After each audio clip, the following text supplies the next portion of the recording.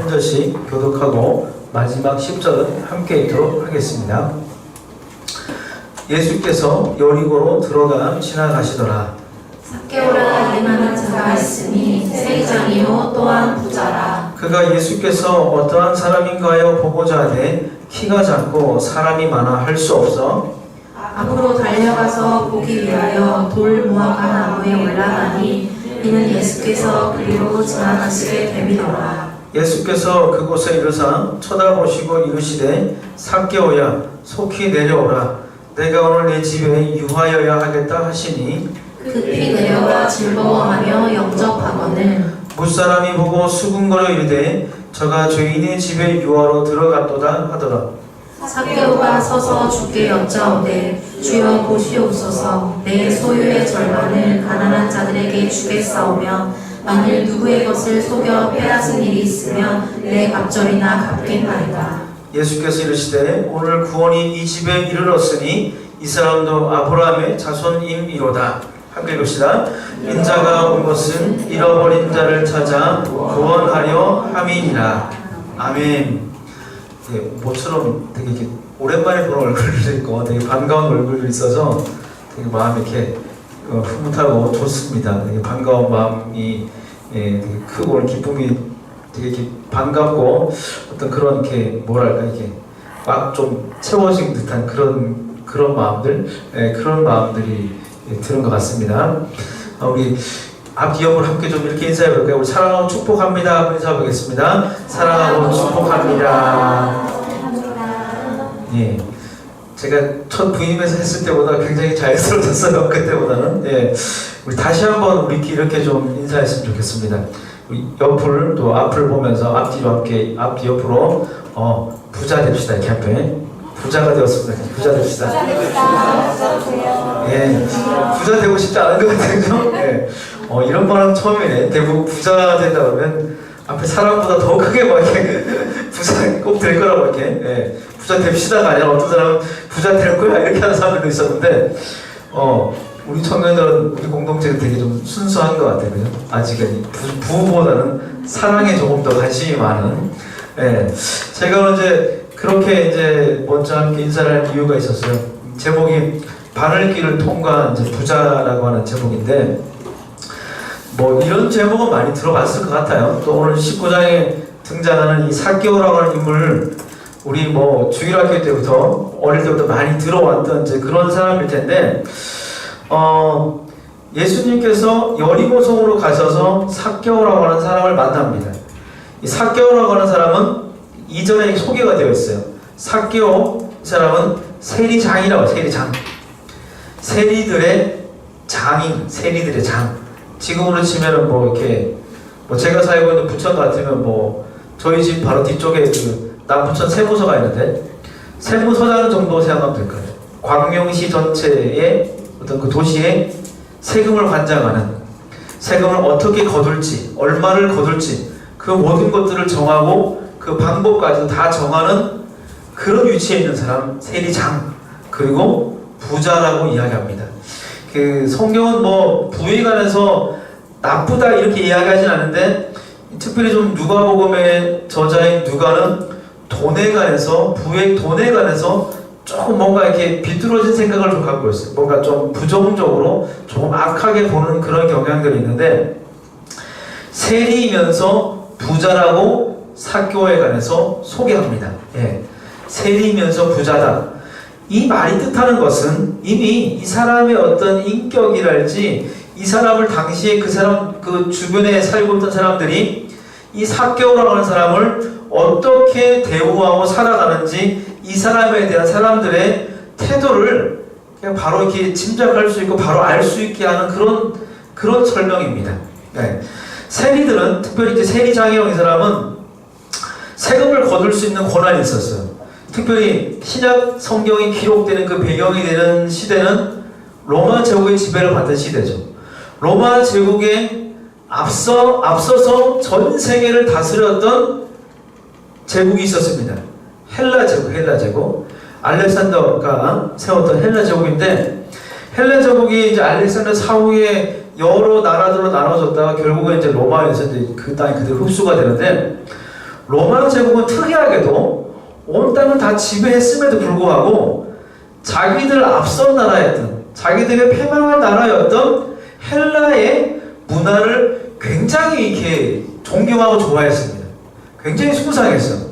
희한한 사람들이죠. 자기들이 이렇게 이겼는데도, 그런데도 그 문화를 그대로 흡수해서 제도를 할지, 심지어 언어까지도, 그 팍스 로마라고 하는 이 로마 전체 그 제국에 공통되는 사용되는 언어가 있었는데, 그 언어가 뭐였냐면 코인이라고 하는 그 헬라어를 고대 헬라어를 일반 모든 사람들이 알 수 있도록 이렇게 좀 쉽게 만들어낸 그런 공용어가 있었어요. 그걸 그대로 다 사용하고, 그리고 그들의 어떤 행정 제도랄지 사법 제도 이런 거 그대로 흡수합니다. 그대로 흡수해서 그대로 사용해요. 그 문화에 대한 어떤 열등감이 좀 있었기 때문에, 그래서 헬라 제국에 어떤 꽃피는 어떤 문화들과 철학들 이런 걸 굉장히 존경하고 높게 치면서 그대로 흡수합니다. 그 중에 하나가 어떤 거냐면, 대표적인 것들이 로마 제국 전체를 다스리는 어떤 행정 조직의 통치의 기본이 되는 원리들이 뭐냐면, 조세 징수 제도, 세금을 거두는 방법하고, 그리고 사법제도예요. 사법제도면 그 지역에 이렇게 총독이나 어떤 그 분봉에 이렇게 자리를 잡으면 이 사람이 그 지역에 있는 사람들에 관해서 모든 생사해탈권까지 재판의 기소부터 해서 판결까지 다 관장합니다. 그리고 이것만 갖고 있는 게 아니고, 요즘 뭐 검찰 기소권과 분리가고 막 오랫동안 싸우는데, 단지 그것만 갖고 아니고 이것까지 생각하면 돼요. 지금 우리나라의 검찰이 세금까지 거둘 수 있다, 이렇게 생각하시면 됩니다. 지금 우리 검찰이 갖고 있는 기소권과 수사권에다가 그런 권한을 갖고 있는 기관이 세금마저도 다 거둘 수 있는 그런 권한을 가지고 있었다, 이렇게 생각하면 쉬울 것 같아요. 이해가. 그걸 다 가지고 있어요.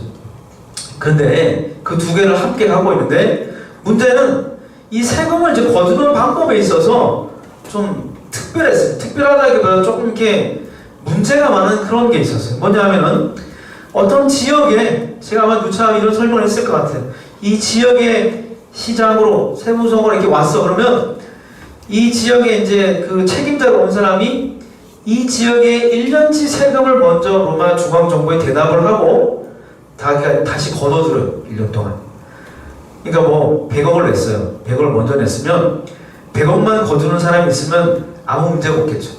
100억을 먼저 대납하고 나면 200억, 300억, 500억 이렇게 거두는 사람들이 있으니까 이제 문제가 생기는 거죠.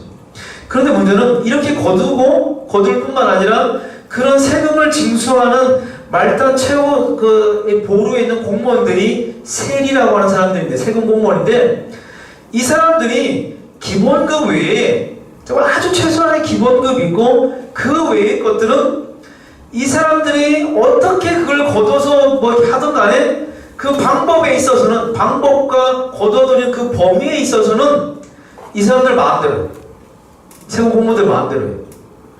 참 희한하죠. 그러니까 닥치는 대로 거두는 거예요. 닥치는 대로 거두고 위에 낼 금액만 제외하고는 나머지는 다 자기 것이 되는 거예요. 굉장히 열심히 일을 하면은 부자가 될 수 있는 구조예요. 열심히 해서 부자가 되는 거죠. 근데 문제는 열심히 일을 해서 부자가 된다는 이 단순한 문장만 갖고는 아무 문제가 없어 보이죠. 그런데 그 열심히 거두는 방법에 문제가 생긴다고 하는 것이죠. 정말 어린아이에게 있어서도, 정말 이렇게 가난해서 먹을 것이 없고 정말 겨우겨우 살아가는 그 집에도 한 명 한 명에도, 심지어 이제 태어난 지 얼마 된 아이에게도 세금을 매기고 막 그렇게 해서 가진 명목으로 세금을 다 매겨서 걷어들이는 거예요. 그래서 자기가 낸 만큼을 제외하고 나면 그게 다 자기 것이 되는 거죠. 그래서 신약 성경에 등장하는 세리와 세금 공무원인 세리가 창녀와 비슷하게 죄인 취급받은 것이 이제 그런 이유 때문이라고 하는 것이죠.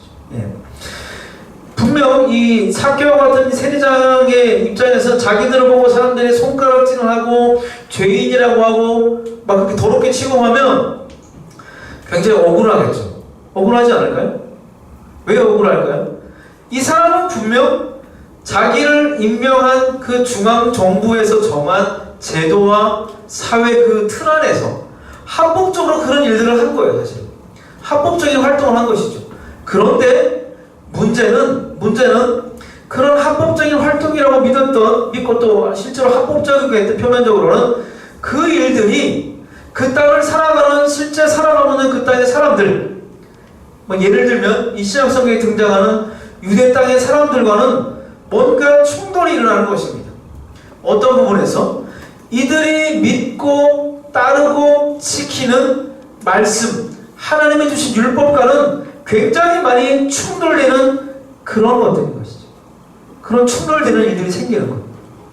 신명기 15장 같은 경우는 어떻게 말을 하면 언제든지 우리가 살고 있는 땅에 가난한 사람이 생긴다는, 가난한 사람이 생길 것이기 때문에 돈을 어려운 사람이 있으면 빌려주라고 말을 해요. 빌려주라고.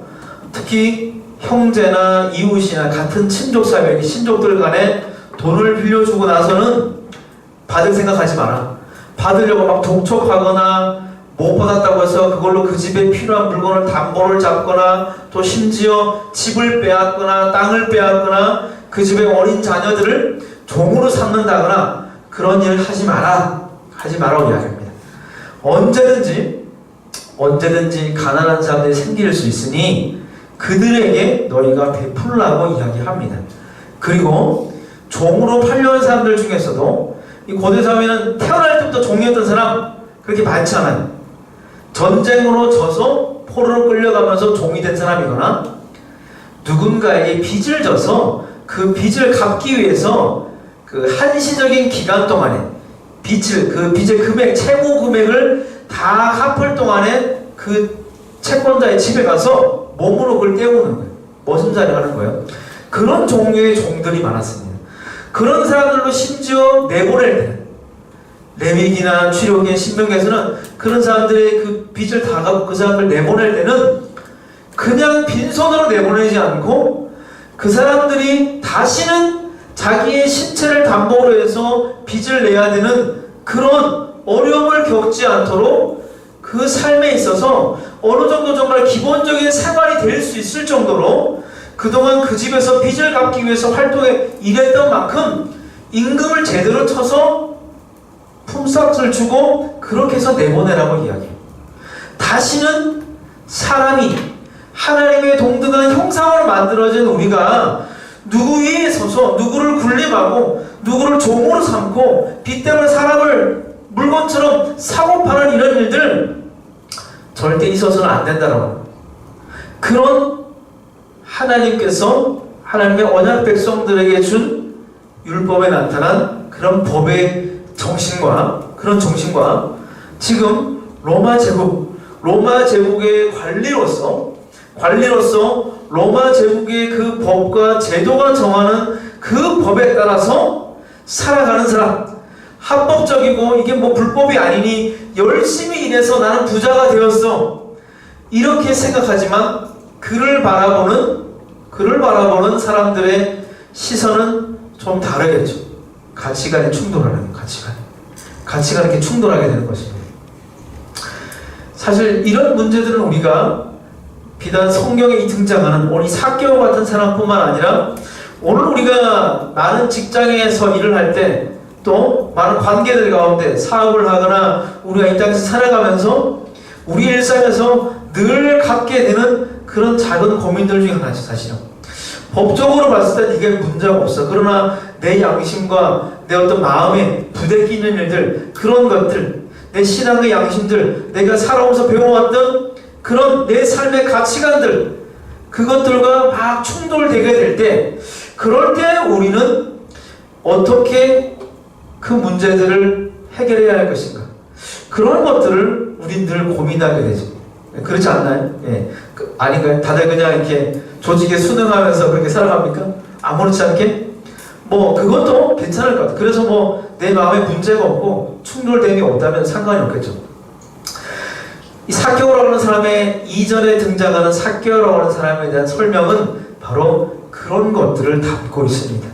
그가 예수님께서 여리고성으로 왔다고 하는, 여리고성은 그 이집트에서 이쪽으로 건너서 가나안 땅을 통과해서 저 예루살렘과 더 북쪽 지역, 저 뭐 메소포타미아나 그쪽 두로나 시도로 나가는 그쪽으로 가는 길에 있던 그런 어떤 그런 초입에 있는 곳이 출입구에 있어요. 거기는 늘 이렇게 많은 사람들이 다니고 무역과 장사치들이 많아서 세금도 많이 거두던 그런 곳이었습니다. 근데 그곳으로 주님께서 오셨다, 예수께서 왔다, 예수님이 왔다라는 얘기를 듣고 궁금해서 달려갑니다. 왜 궁금해서 달려갔을까요? 너무 유명해서? 예수님에 관해서 따라붙는 수식어들이 많이 있었죠. 어떤 것이었죠? 바리새인과 예수님을 대적하는 사람들이 늘 붙이던 수식어가 있었어요. 세리와 창기와 같은 죄인과 함께 먹고 마시는 사람. 그런 사람. 그러니까 궁금하지 않았을까요? 사교의 생각에. 어떤 사람들이기에, 누구이기에 도대체? 그 사람이 굉장히 선지라는 얘기 들었고, 뭔가 특별한 능력을 가지고 있다고 들었는데, 그 사람에 관해서 설명을 들었는데, 소문을 들어보니, 사교의 마음을 이렇게 딱 관통하며 찌르는 설명 수식어가 있는 거죠. 세리와 죄인, 창기와 같은 죄인들과도 함께 먹고 마시는 사람.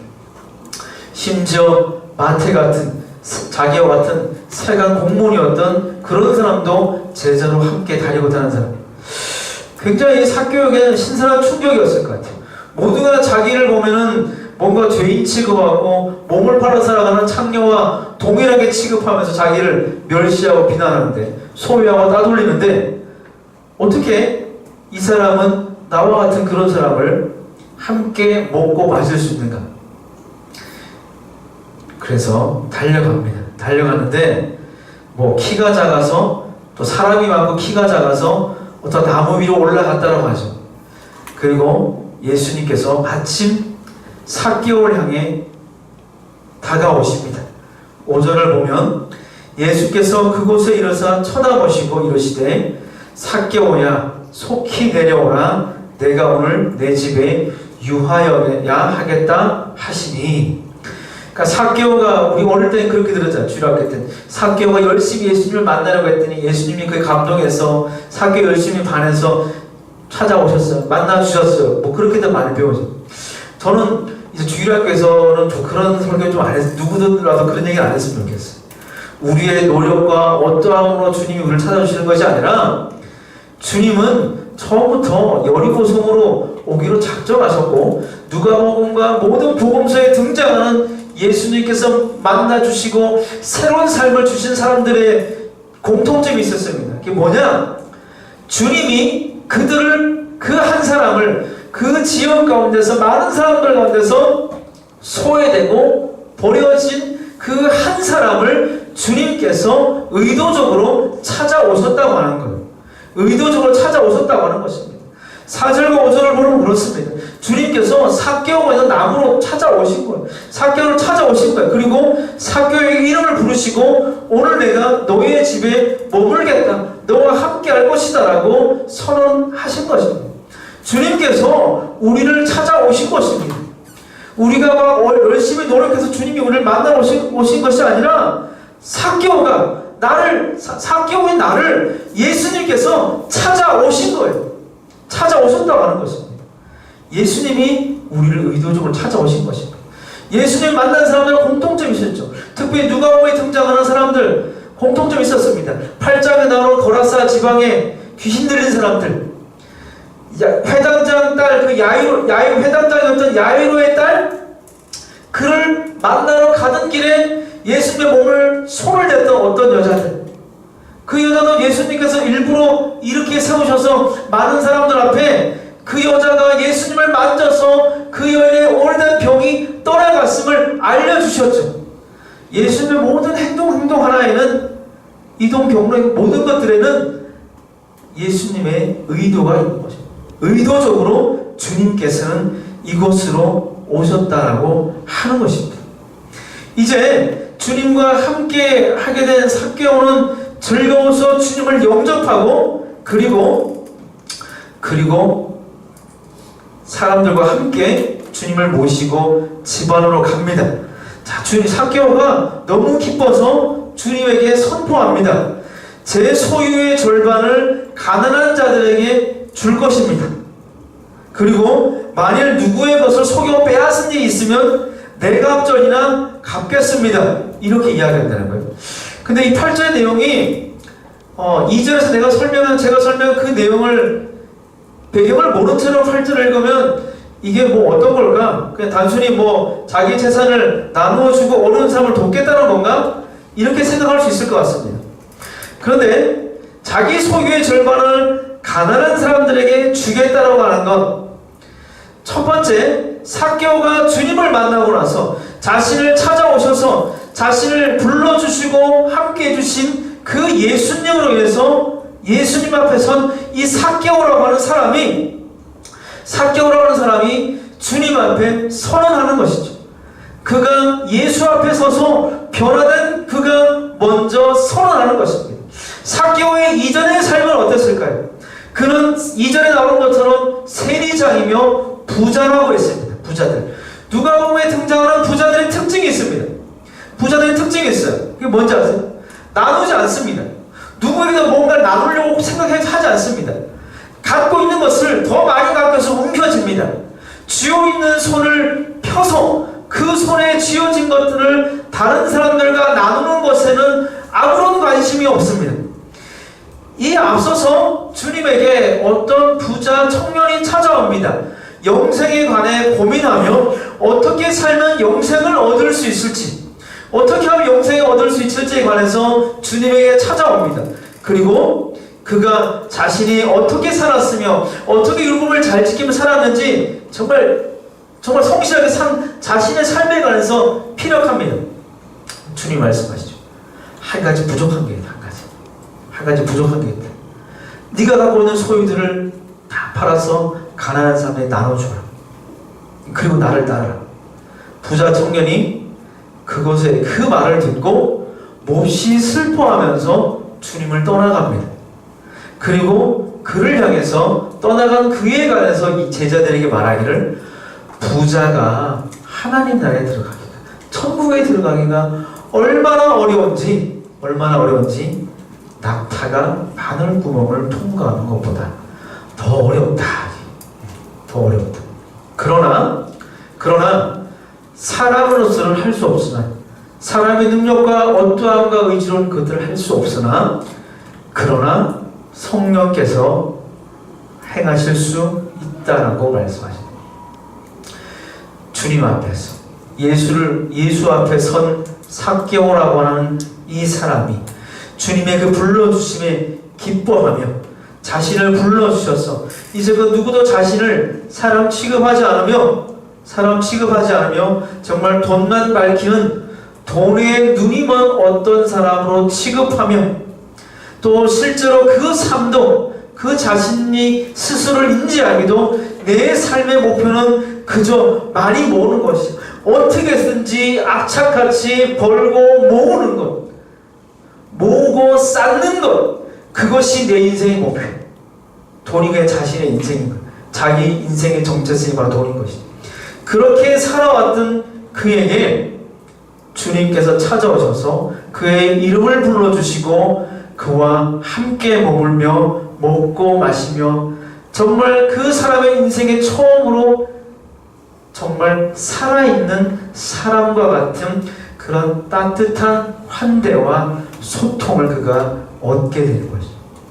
그래서 그가 첫 번째 선포하는 것이 내 소유의 절반을 가난한 자들에게 주겠습니다. 내 소유의 절반을 가난한 자들에게 주겠습니다. 이것이 바로 내가 이제 쥐어있는 손을 이렇게 움켜쥐는 게 아니라 쥐어있는 손을 펼쳐서 나누면서 살아보겠습니다. 나누면서 살아보겠다는 것이, 나눔에 관해서 말하는 것이죠.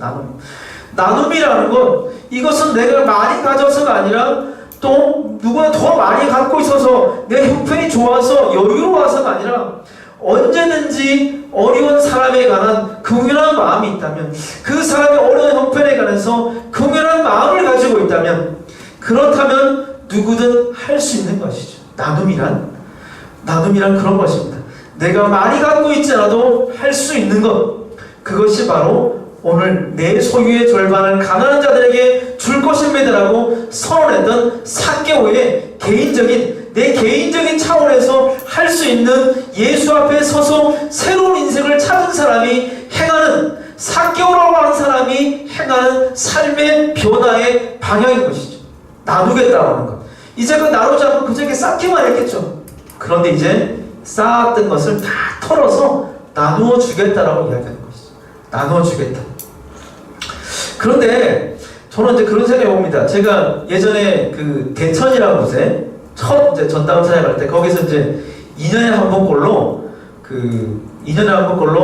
바자회를 교회에서 했어요. 그 제가 있었던 교회가 장년하고 학생부 다 통틀어서 200명이 좀 안 됐어요. 100명 조금 넘는 그런 교회였는데 온 교인이 다 달라붙어서 그 일을 합니다. 수고도 해오고 같이 모여서 그 세탁하고 다리고 또 음식도 만들고, 저는 뭐 이마트나 그런 기부하는 그런 그 단체들에 막 그 공문들 보내서 우리가 이런 좋은 일을 하려고 하니, 이렇게 하려고 하니 물건들을 좀 참조해 주십시오. 그렇게 해서 막 보내고 찾아도 가고 그렇게 했어요. 그렇게 해서 3개월간을 준비하고 딱 하루를 위해서 그렇게 준비를 하고 토요일에 아침 일찍부터 저녁까지 그 넓은 곳에 막 투표로 그 물건들을 이제 파는 거예요. 그렇게 팔아서 순수익으로 이제 뭐 2년에 한 번씩 했는데 거의 이제 매번 1,000만 원 정도의 수익을 냈어요. 수익을 내서 그것들을 이제 시에다가 기탁을 하면 시에서 뭐 필요한 분들에게 불우이웃들 돕기들을 이제 해줘요. 예. 이제 그런 일들을 행하는 거죠. 불과 100명 좀 아니고 100명 겨우 되는 그런 교회에서 그런 일들을 해요. 그런데 문제는 그런 그 수익을 갖고 이제 준비한 사람들이 함께 모여서 회의를 하는데 문제가 좀 생겨요. 어떤 건지 아세요? 그 수익의 일부 조금이라도 자기가 알고 있는 어떤 사람에게 주고 싶은 거예요. 내가 아는 사람이 정말 어려운 사람이 있는데, 그런 사람이 있는 거예요. 근데 그 많은 사람들을 다 돕기에는 이 돈이 또 부족한 거예요, 사실은. 네. 이게 뭐예요? 정말 개인적인 차원에서 또 작은 교회가 할 수 있는, 작은 공동체가 이루어낼 수 있는 일들, 나눔의 문제들, 나눔의 차원, 그런 것들로 정말 개인적인 사람들을 돕고 그렇게 할 수는 있지만, 그렇게 할 수는 있습니다. 그런데 우리가 살고 있는 이 세상, 우리가 디디고 있는 이 공동체라고 사회들은, 그곳에는 우리가 알지 못하는 더 많은 사각지대에 있는, 보호받지 못하고 도움받지 못하는 그런 사람들이 굉장히 많이 있죠. 그럴 때 우리가 개인적으로 아무리 돈을 많이 벌어서 털어서 한다고 돕더라도 다 구제할 수 있을까요? 불가능하죠. 그럴 때는 우리가 어떻게 해야 되는 거죠? 그럴 때 필요한 것이 바로 단순히 나눔의 문제를 넘어서는 사회적이고 조금 더 범사회적이면서 국가적인 차원의, 정책적인 차원의 그런 것들이 필요하다고 하는 것이죠. 8절 하반절을 보면 삭개오가 내가 만일 누구의 것을 속여서 빼앗은 일이 있으면 내 값지를 갚겠습니다, 이렇게 이야기했어요. 근데 삭개오가 이런 말을 하는 게 굉장히 놀라운 거잖아요. 이제껏 자기는 합법적으로 해왔는데, 불법을 한 적이 한 번도 없는데, 자기는 자기에게 주어진 그 합법적인 재량과 권한 범위 안에서 모든 일들을 했잖아요. 세금을 다 그렇게 걷어들였잖아요. 근데 오늘 뭐라고 얘기해요? 내가 누구의 것을 만일 속여서 빼앗은 것들이 있다면 그것을 내 값전이나 갚겠습니다, 이렇게 얘기해요. 내 값전에, 누구의 것을 내 값전에 갚겠다는 것은 출애굽기 22장에 보면은 남의 가축을, 소나 양을 이렇게 훔치거나 상해를 입으면은 4배로, 양은 4배로 갚고 소는 한 마리에 5배로 갚고 뭐 이런 것들 얘기해. 그런 것들과 유사한데 지금 삭개오가 뭘 얘기하는 거죠? 내가 지금까지 이 지역의 세금 징수에 관한 모든 방법과 루트와 금액까지 모든 것을 정하는, 쉽게 말해서 이 지역의 세금에 관한 정책을 정하고 실행하는 그 선봉장에 있었던 내가 지금껏 내가 해왔던 그 방법들에 관해서 이제 좀 고민해보겠다고 이야기하는 거죠. 이제 그렇게 하지 않겠다고. 이제 그런 방법들을 멈추고 새로운 방법들 좀 생각해보겠다는 거죠. 내가 이제껏 로마 제국의 법과 제도 안에서는 불법이 아니고 합법이었지만, 그러나 내가 예수님을 만나고 나서 변화되어 와서 내 삶을 돌아보니 내가 이제껏 해왔던 것들이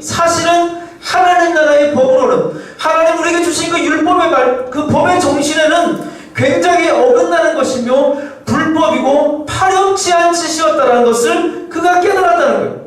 그리고 이제 내가 고민해 보겠다. 내가 이제 그런 정책들에 관해서, 그런 것들에 관해서 내가 어떻게 하면은 로마 제국에서 이 지금 세상의 나라에서 나에게 허용해 준 그 법과 제도와 제도의 권위 안에서, 제약의 범위 안에서 어떻게 하면은 사람들의 마음을 다치지 않으면서 하나님 나라의 법과도 충돌하지 않을 수 있는지, 그 피할 길을 내가 한번 고민하고 찾아보겠다고 하는 것이죠. 우리에게는 이런 고민이 이제 필요한 것입니다. 이제껏 내가 아무렇지 않게 해왔던 것들, 아무렇지 않게 대해왔던 사람들의 관계, 태도도, 그것들이 설사 법적으로는 아무런 문제가 없다 하더라도, 법으로 기소했을 때는 아무런 문제가 없다 하더라도, 그러나 그것이 하나님의 눈으로 봤을 때, 하나님께서 우리 주신 그 율법의 정신과 그 가치관으로 봤을 때는 충돌되는 것들이 있다고 한다면, 그것에 관해서 우리는 다시 고민해봐야 한다는 것이죠. 내가 어떻게 하면 그 사이에서, 그 둘 사이에서 그 어떤 것도 완전히 침해하거나 무너뜨리지 않으면서 그 사이에서 정말 하나님 나라에, 정말 예수를 믿는 사람으로서 변화된 나의 삶을 보이면서 그렇게 살아갈 수 있을까? 그런 지혜들을 우리가 구해야 하고, 그런 지혜들을 하나님께 주셨다면 그것들을 함께 제안해보고 그렇게 할 수 있는 용기들도 우리가 고민하고 구해야 한다고 하는 것입니다.